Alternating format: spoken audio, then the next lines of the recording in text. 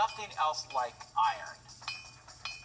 After depending on bronze for so long, iron was a far superior metal, but it took a much higher level of skill to work with it.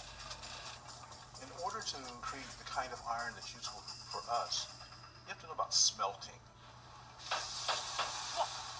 This is a fairly complicated process.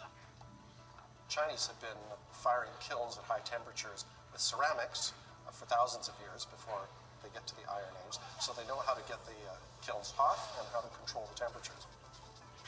They are making articles of daily use, pots and so forth, but weapons more than anything else.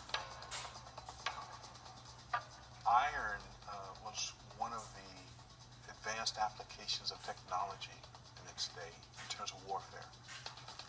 The crossbow being the single most important weapon in the ancient world. That could not have happened without the invention and the mass production of iron casting. Standardized parts and mass production are something that you typically associate with the industrial age, but the Chinese had this figured out already thousands of years ago. They were smelting iron and pouring it and making standard parts. Tools became less expensive, structural elements, all those kinds of things came into play. Iron became this inexpensive but wonderful material. That kind of thing is incredibly powerful for a civilization. The technology of iron casting would not be transmitted and applied in Europe until 1,500 years later. The real impact of iron weapons took a very, very long time to take effect.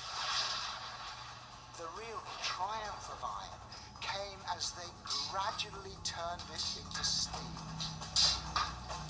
Steel is an alloy of iron and carbon, and once you have that material, it has a unique property.